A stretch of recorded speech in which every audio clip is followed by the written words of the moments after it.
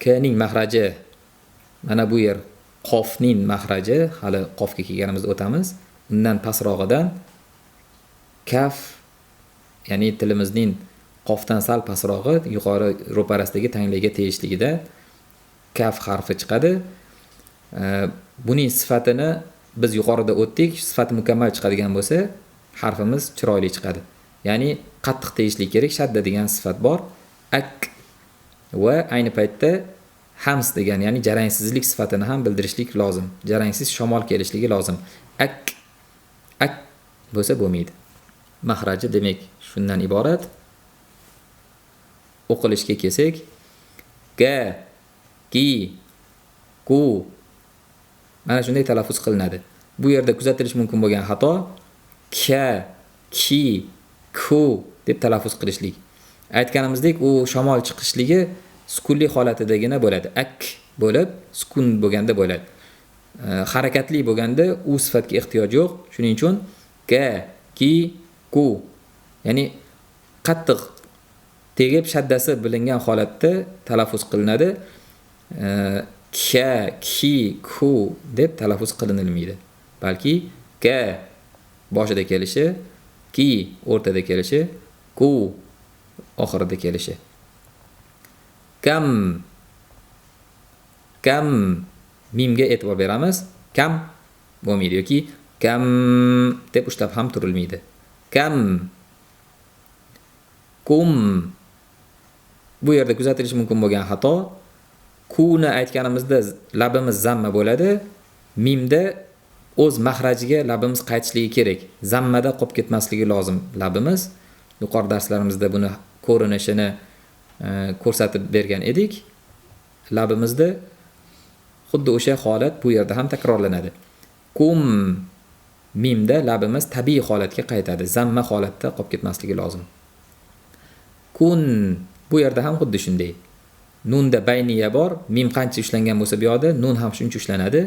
Kun va labimiz zammada qolib ketmasligi lozim bu yerda ham.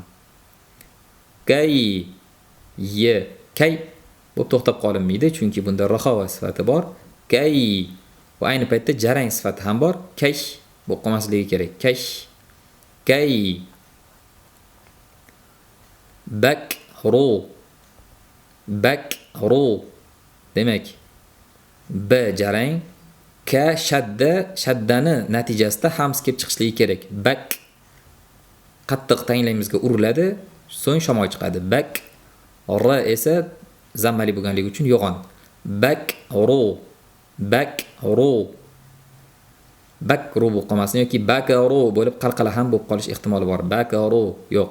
Bak, mak ro.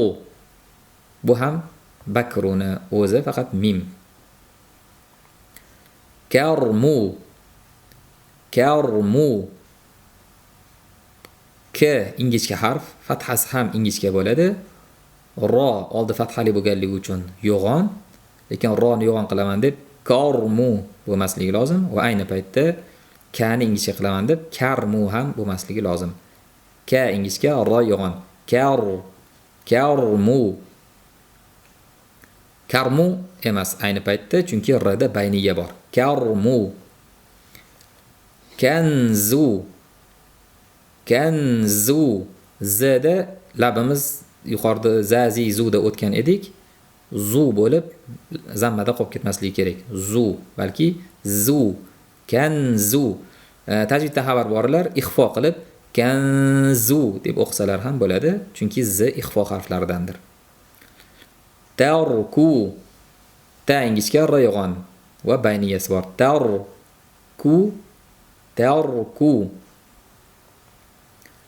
Kataba. Bu yerda e'tibor beradiganimiz harakatlarga. Kataba bo'lib yoki kataba bo'lib tez o'tilmaydi. Hammasi o'z haqqi ado qilingan holda, o'zini mezonida kataba bir xil chiqishligi lozim. Yaktubu. Yak kga e'tibor beramiz. Yakotubu bo'lib qolmasligi lozim. Va ayni paytda zaif chiqib yaktubu bo'lmasligi ham kerak. Qattiq tegadi yak, so'ng tubu talaffuz qilinadi. Taraka. bu yerda harakatlarga e'tibor beramiz. Taraka, yatruku, yat bu yerda e'tibor beramiz. T'da ham sifat bor edi va shadda qattiq tekkizib shamolini chiqarishimiz lozim. Yat, so'ng ruku r yo'g'on talaffuz qilinadi. Yatruku bo'lib yoki yatruku bo'lib talaffuz qilinmaydi. Yatruku. Katabtum, katab b qalqala, tum mimda g'unna va bayniya bir oz bilinadi. Katabtum. Amaraka, harakatlarga e'tibor beramiz. Amaratka, t'ga e'tibor beramiz. Amaratka. Kuntu, kuntu. Mana bu yerda labimiz zammada qolib ketish ehtimoli kuchli. Bunga e'tibor berib talaffuz qilishimiz lozim. Kuda labimiz zamma bo'ladi, nda ortga qaytishi kerak. Ya'ni tabiiy holatga. Kuntuda yana zamma holatiga qaytadi. Kuntu ayni paytda nani bayniyaligini bildiramiz. Tajviddan xabar borlar. T ixfo harfi bo'lganligi uchun kuntu deb ixfo qilib o'qishlari ham mumkin. Mumkin, mumkin. Mana bu yerda mim bilan nunning sifati bir xil, shuning uchun bir xil talaffuz qilinishi kerak. Ushab turishlik e'tiboridan. Mumkin, mumkin bo'lmaydi. Ayni paytda kasralarga ham e'tibor berishimiz kerak. Mumkin. Bir sidra o'qib beramiz. Ka, ki, ku, kam, kum, kun,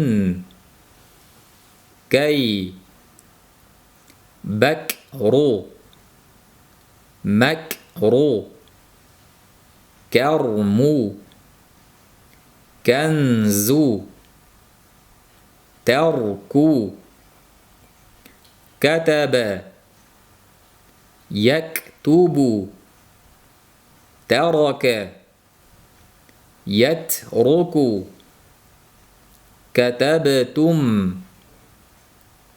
amaraka, amaratka, kuntu, mumkin. Demak, bugungi darsimiz shulardan iborat.